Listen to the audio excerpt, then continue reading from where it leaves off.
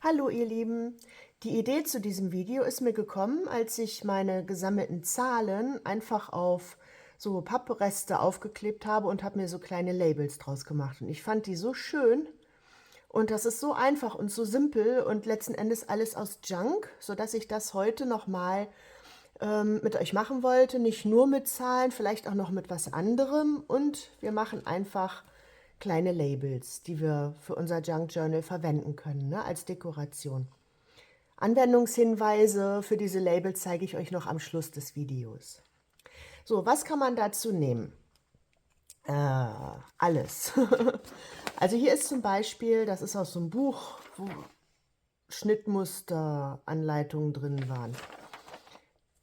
Wenn man das jetzt so sieht, dann erkennt man ja nicht unbedingt, ja, was kann ich denn hier für ein Label toll benutzen? Also das erschließt sich nicht immer so auf den ersten Blick. Deswegen habe ich mir so eine Schablone gemacht, einfach aus so Verpackungsrest, zwei so Winkel geschnitten im rechten Winkel, sodass ich mir hier so ein Fenster machen kann und kann dann nur das betrachten, was man dann am Schluss auch sieht. Also hier zum Beispiel, wenn ich das habe, kleine Schildkröte. Das als Label könnte schon sehr schön sein. Und so kann ich auch gucken, sieht das so schöner aus oder so. Also ich würde zum Beispiel den Körper 45 cm weglassen, ich würde es nur so nehmen. Ne? Das gleiche ist hier mit der großen Ente. Kann ich mir ja auch so was aussuchen. Und dann habe ich hier ganz viele Schätze, die ich so auf Anhieb nicht sehe. Hier zum Beispiel. Ist jetzt ziemlich lang, aber man braucht ja auch manchmal längere Label für was Größeres, ne? So zum Beispiel. Finde ich sehr interessant.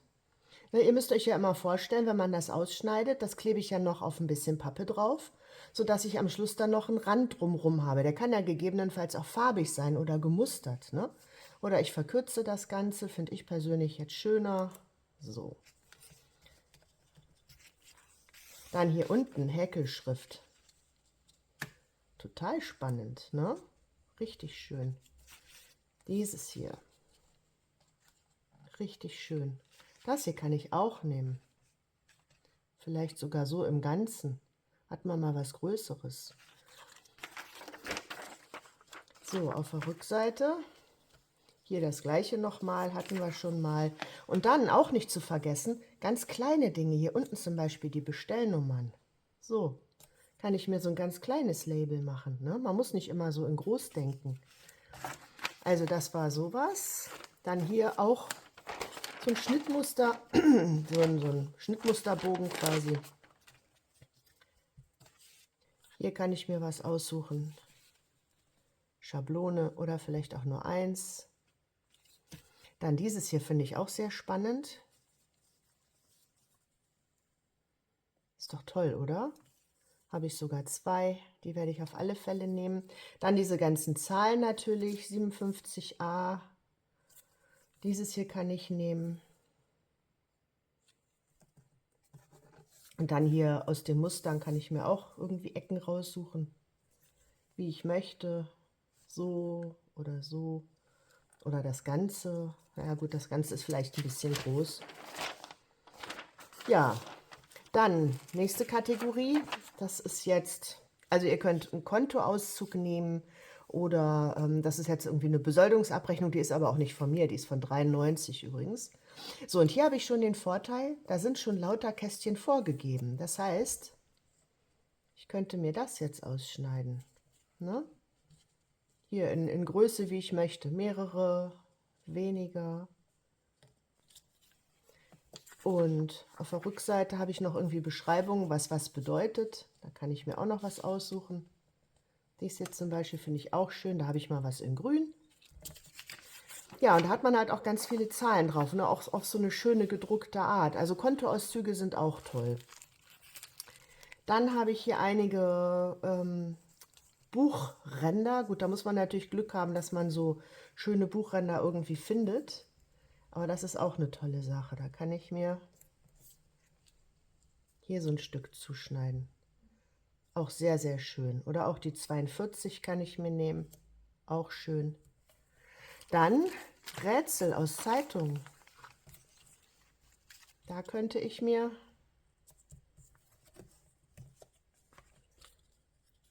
hier so ein Stück nehmen.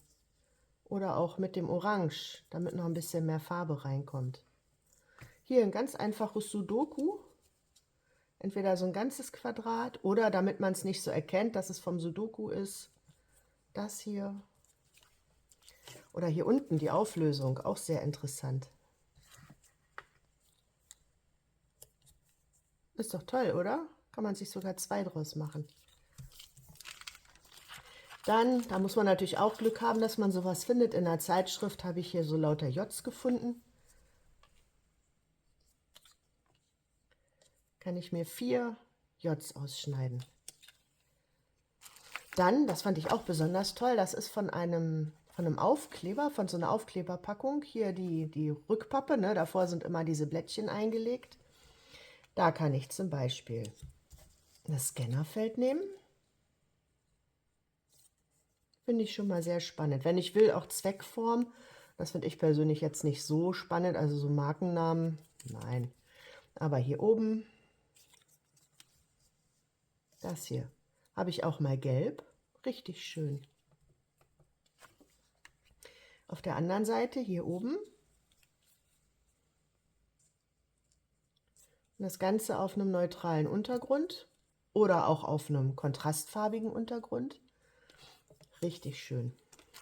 So, dieses hier, die glänzen jetzt allerdings ein bisschen, aber die könnte man ja mit so einem Schleifblock noch ein bisschen ansanden.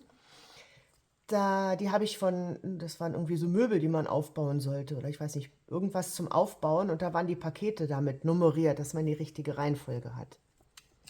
So, und da könnte ich auch, ich meine, das erklärt sich von selber, so ein D und dann auf einem andersfarbigen Untergrund, auch eine sehr interessante Geschichte. Dann, an sowas denkt man vermutlich gar nicht. Das ist eine Brötchentüte, also ja, Brötchentüte. So, da kann ich einmal, hier habe ich eine Zahl, das ist schön, oder vielleicht auch seit 1896, auch schön. Und dann dieser Schriftzug, den finde ich auch total spannend. Also wenn ich dieses hier nehme, finde ich auch sehr schön. Dann habe ich hier unten Handmade in Aachen, da kann ich mir das Aachen raussuchen. Ich kann mir das Germany raussuchen. Ich kann mir das Handmade raussuchen. Das ist natürlich sehr interessant, ne, für uns. Ich kann alles nehmen, Handmade in Aachen, Germany, oder ich kann auch vielleicht einfach nur dieses Stadtlogo nehmen. Also unheimlich viele Möglichkeiten und dann noch beidseitig mit einer einfachen Brötchentüte. Guckt mal auf eure. Vielleicht haben die jetzt nicht so was Tolles, ne? Aber irgendwie Zahlen oder irgendwelche Drucke haben die eigentlich immer alle. Dann, das ist aus einem Stickmusterbuch. Da haben wir zum Beispiel hier unten ganz klein so eine Designnummer stehen, auch noch mit Seitenzahl. Das ist schön. Dann, wenn ich hier diese Blumenranken sehe, die kann ich natürlich auch nicht liegen lassen. Die kann ich entweder so im Ganzen nehmen oder so als Teile. Da hätte ich dann sogar 2. Richtig schön. Katharina, mit dem Namen kann ich jetzt nichts anfangen, aber hier habe ich noch blaue Blumen. Ja, die nehme ich mir auch auf alle Fälle. Diese Blume könnte ich eigentlich auch nehmen. Das werde ich mir auch noch nehmen. Oder vielleicht auch noch die Seife, wo ich gerade mal bei bin und diese schöne Bilder sehe.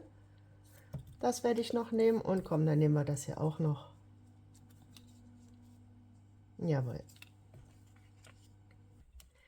Andere Seite. Das ist auch spannend. Hier könnte ich mir sogar die Farben noch dazu nehmen. Oder ich mache es schmaler oder ich lasse die Farben weg.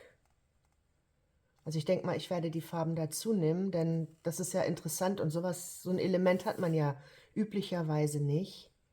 Dann könnte ich hier auch wieder so ein Mini-Schildchen machen, Design. Ich könnte mir auch den Marienkäfer noch dazu nehmen, mache ich auch. Das Ei, nee, aber vielleicht das Blau so.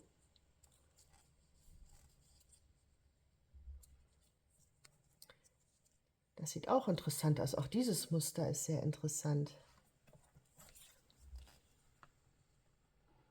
Also ich denke, da werde ich mir noch so farbige machen teilweise. Dieses hier auch schön. Das kann ich mir so nehmen oder nur so oder eins so. Dann hier unten Nähanleitung. Auch spannend. Wenn ich unten die Zeichen nicht möchte, kann ich das so nehmen. Ja, sehr schön. Und als letztes Beispiel habe ich hier eine mit Kaffee gefärbte Landkarte. Da könnte ich mir einfach hier so ein Ort, also so ein Land rausschneiden, Frankreich, oder hier so ein interessantes Stadtgebiet. Vielleicht, wenn ich jetzt ja gerade in irgendeine Region zufällig auch noch in Urlaub fahre nach Frankreich oder, ja, was haben wir hier noch? In die Niederlande als Beispiel. Angenommen, ich fahre jetzt nach Zwolle in Urlaub, dann kann ich mir das ja nehmen, ne, und mit als Bestimmung für mein Journal oder mein Reisejournal dann benutzen. So, und dann habe ich hier oben noch den Maßstab. Das ist natürlich auch eine ganz spannende Geschichte. Sieht auch schön aus. Oder hier, da habe ich ja noch den Rand mit Linien. Das hier. Auch spannend. Ja, also man sieht, jetzt habe ich hier, keine Ahnung, gefühlt 100 verschiedene Möglichkeiten, aus diesen paar Zettelchen mir Labels zu machen. Ich schneide mir da jetzt mal einige zu, ne, von den Sachen, die ich euch gezeigt habe, und dann sehen wir uns gleich wieder. Jetzt habe ich die soweit ausgeschnitten. Das hier sind die von diesem Aufkleber, von dieser Aufkleberrückseite. Das sind die aus von den Rätseln. Hier, die sind von der Landkarte. Diese sind von dem Stickmuster, ne, von der Seite mit den Stickmotiven. Hier die Blumen habe ich auch. Dann hier aus der Handarbeitsvorlage, ne, dieses Faltblatt. Das hier ist von der Bäckertüte, so verschiedene Motive ausgeschnitten.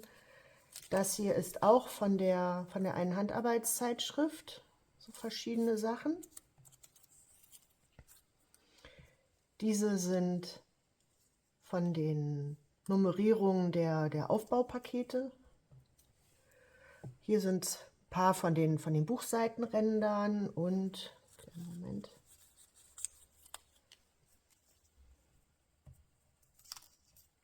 diese hier sind von der Entgeltabrechnung.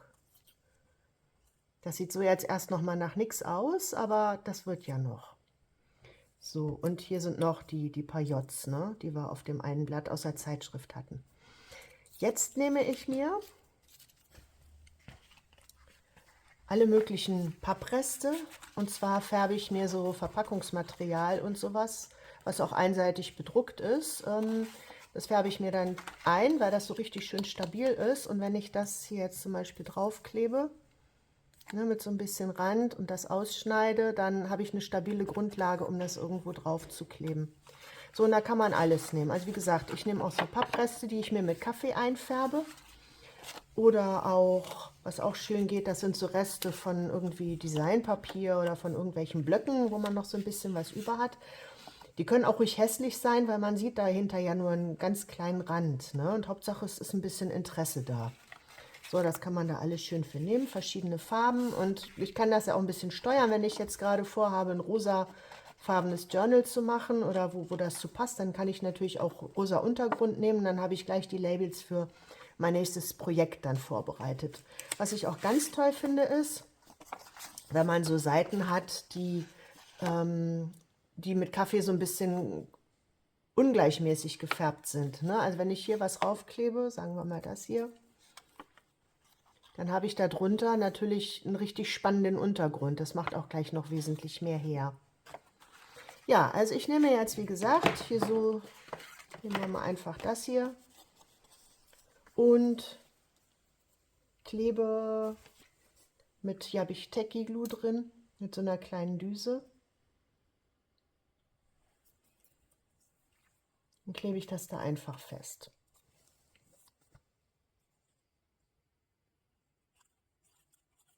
So. Also ich möchte immer, dass man so ein bisschen Rand sieht, ne? Ich schneide das hier dann jetzt auch gleich ab, sodass man einen gleichmäßigen Rand hat. Ich klebe jetzt einfach mal unterschiedlich so ein paar Sachen fest. Den Rest mache ich dann alleine, damit das nicht zu langweilig für euch wird. Aber so ein paar Beispiele können wir jetzt mal schnell zusammen machen. Häkelzeitschrift. So, nehmen wir mal eine andere. Oder hier was Buntes. Hier, damit wir auch mal einen anderen Untergrund haben.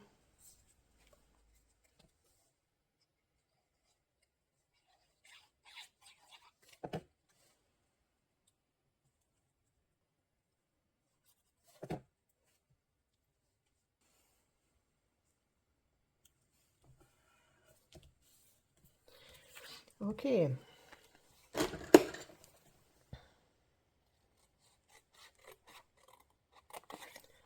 Dann nehme ich das so und schneide einfach mit einem ziemlich gleichmäßigen Rand hier.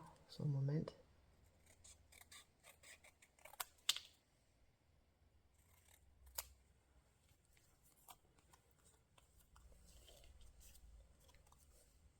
Mit einem ziemlich gleichmäßigen Rand hier ab.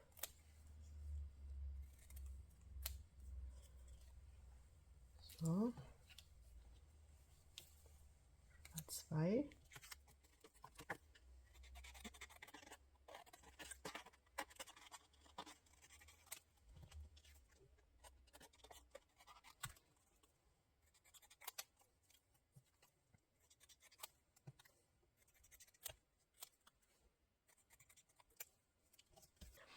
So, hier haben wir schon mal 5 ausgeschnitten.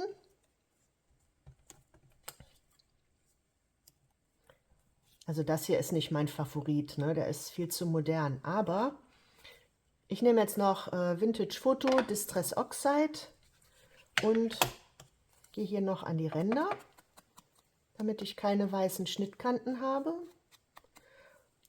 Und um das Ganze noch ein bisschen spannender zu machen. So.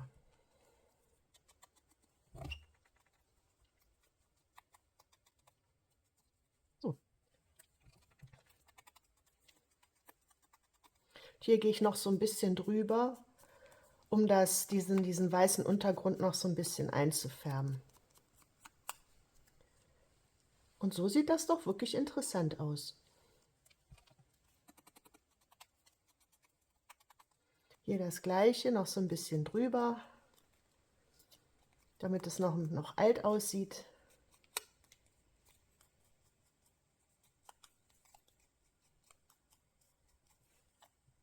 So.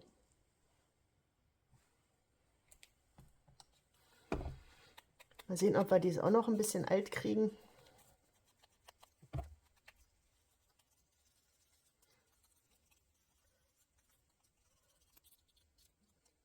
Und schon sieht es nur noch halb so modern aus. Ich mache das gleiche jetzt auch mit diesen ganzen Dingern, ne? Und dann sehen wir uns gleich wieder und dann gucken wir mal, was man damit so machen kann. So, jetzt sitze ich da mit einem großen Haufen fertiger Labels, ne? Die sind alle schon komplett so gestaltet, dass ich sie einfach nehmen kann und im Projekt benutzen kann. Jetzt kann ich das Ganze natürlich auch noch aufs nächste Level heben. Also ich kann das zum Beispiel nehmen mit so einem Eckenstanzer und kann die Ecken abrunden. So, und schon hat das Ganze einen ganz anderen Look. Ich kann mir auch zum Beispiel Kreise ausstanzen und das Ganze hier als Kreis oder ausschneiden, ne? Also hier auch die runden Ecken, da brauche ich natürlich nicht unbedingt so einen Stanzer. Ich kann das natürlich auch mit der Hand ausschneiden, ne? Genauso den Kreis. So, und dann klebe ich hier einfach so ein Bild jetzt hier als Kreis drauf, ne? Dann sieht das auch wieder ganz anders aus. Oder zum Beispiel als Rechteck, ne? Wieder ein ganz anderer Look. Ich kann auch, wenn ich habe, Stempel benutzen, ne? Das sind alles Stempel. Und da kann ich mir die Umrandung stempeln und schneide mir hier jetzt das Bildchen einfach so zurecht, dass das hier reinpasst. Ne? Dann ist das Ganze, wirkt das auch noch ein bisschen professioneller. Kann das hier, das ist jetzt auf Papier, aber ich kann das ja auch auf Pappe machen. Und wenn ich keine Stempel habe, kann ich mir das Ganze auch aufmalen. Man braucht da eigentlich gar keine besondere Ausstattung für. Ne? Das also reicht einfach ein paar Stifte und eine Schere. Dann gucken wir mal, was man damit alles machen kann. So, gucken wir doch mal. Hier haben wir einige Projekte. Das sind einfach Seiten, die Kaffee gefärbt sind. Die sehen zwar so ganz schön aus, die sollen auch zum Schreiben sein, aber ein bisschen Interesse daran, also ein bisschen, dass so ein Hingucker wäre natürlich trotzdem schön. So, also gucken wir einfach mal. Dann könnte ich mir das hier nehmen und könnte das hier einfach unten hinkleben oder schräg. Oder noch durch einen Schmetterling weiter aufpimpen. Oder ich klebe es mir so ran, sodass ich noch gleichzeitig ein Tab habe, ne, wo ich die Seite mitblättern kann. Dann kann ich, Moment, hier habe ich so einfach so ein paar vorbereitete Sachen. Das ist so ein grungiger Wasserfallblock. Da kann ich mir einfach auch ein Label nehmen und kann das hier unten raufkleben. Ne? Und schon sieht das Ganze interessanter aus. Oder hier oben drauf, ne? Vielleicht was Breiteres. Dann habe ich hier so einen Umschlag, ne? Der ist selbst gemacht. Und da habe ich schon sowas hier draufkleben. Aber statt diesem leeren könnte ich ja auch einfach sowas zum Beispiel nehmen. Ne? So zum Beispiel. So sieht das schon wesentlich interessanter aus, als wenn ich jetzt einfach, gut, das Label müsst ihr euch wegdenken, einfach den Schmetterling so nehme. So dass, also man achtet ja nicht hier auf diese, was da hier drauf steht. Es ist einfach Interesse, das da ist. Ne? Das macht die ganze Sache einfach dreidimensionaler. Dann habe ich hier so ein paar Tags oder so Taschen vorbereitet. So, da kann ich auch einfach hier jetzt zum Beispiel sowas raufkleben. Ne? Oder auch einfach dieses hier einfach so raufkleben. Oder auch so als Tab, wie auch immer. Ne? Dann habe ich hier so ein paar Stoffcluster. Da kann ich auch einfach sowas nehmen und hier raufkleben. Hier dieses Rosane vielleicht sogar. Und schon macht das viel mehr her, ne? Es ist eine weitere Dimension, die dazu kommt.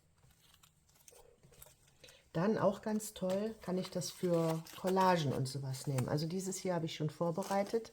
Das habe ich eigentlich als fertig definiert, aber mal gucken. Sowas kann man hier zum Beispiel auch einfach aufkleben. Vielleicht auch sogar mehrere. So, das sieht doch auch schön aus. Oder hier das Goldene. Ist doch toll. Also es bringt immer noch was, das Extra dazu, ne? Oder hier in einer Collage. Hier unten zum Beispiel, da habe ich ein paar Briefmarken hingeklebt, weil mir das zu kahl war. Da kann ich natürlich auch genauso gut was hiervon nehmen. Ja, also ganz einfach, schnell gemacht. Man hat einen riesen Berg, ne, aus dem man sich was aussuchen kann. Wie gesagt, dieses hier, die gelben sind nicht so meine Favoriten, aber vielleicht habe ich ja mal ein Projekt, wo ich genau die auch dazu nehmen kann, wo ich gerade so einen kleinen Hauch Gelb brauche. Ja, ich bedanke mich fürs Zuschauen. Bis zum nächsten Mal. Tschüss.